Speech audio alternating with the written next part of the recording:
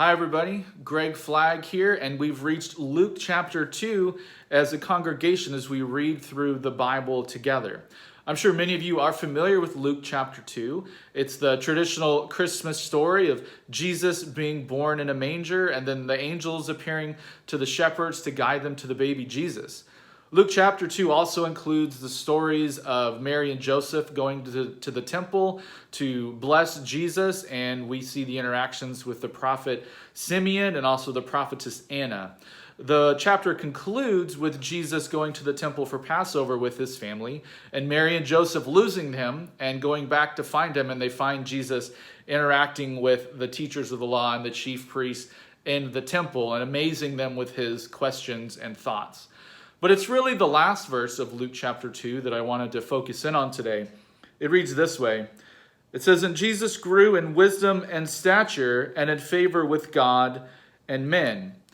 And it was that last line, that verse, that I was struck with and started to wonder, what does it mean for us to grow in stature and favor with both God and men?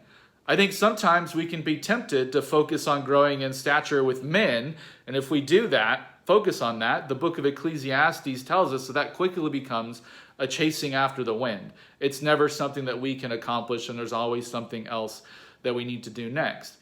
If we focus solely on growing in our stature in favor of God, there's nothing necessarily wrong with that, but some of us might be familiar with the phrase that you're so heavenly minded that you're no earthly good.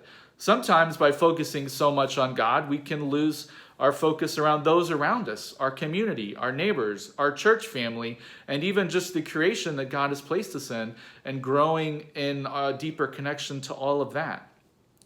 So one of the best ways I think we can learn about what this means is to look back in our Bibles. If we read in Proverbs chapter 3, it gives us a few hints. Proverbs chapter 3 verse 3 says, "Let love and faithfulness never leave you. Bind them around your neck, write them on the tablet of your heart. Then you will win favor and a good name in the sight of God and man." So the book of Proverbs tells us that love and faithfulness are what's important. What does that look like? What's an example? Well, I'd like to introduce you to one of my favorite saints or heroes of the faith from history. His name is Samson the Hospitable. He lived around the 5th and 6th centuries, and he started and was born in the city of Rome. He was gifted as a physician and a doctor and took care of many people. He even opened up his house as basically a free clinic for anybody who needed help.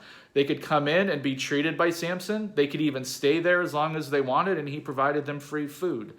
His name and stature grew in the community, so much so that his name reached the emperor at the time, Justinian. Justinian had fallen ill, and none of the other doctors around him could treat them. So he reached out to Samson and asked if Samson could come and try to help him out. Samson ended up being the only doctor who was able to treat Justinian.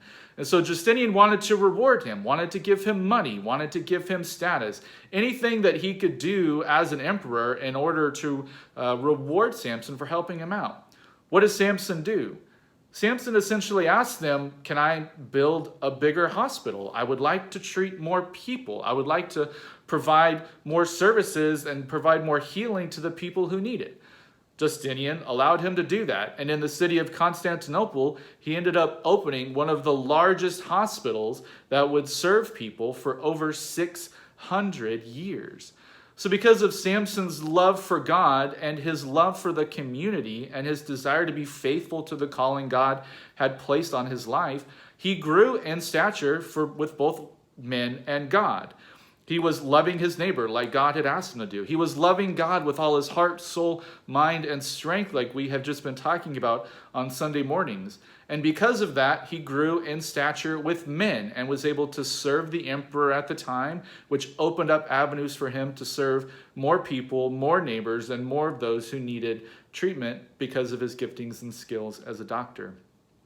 It's my hope for you that ultimately you can find ways to grow in stature with both God and men. As we grow closer to God through these devotions, hopefully we can then go out into our neighborhoods and our communities to find greater ways to connect and love and be faithful to those God has brought into our lives.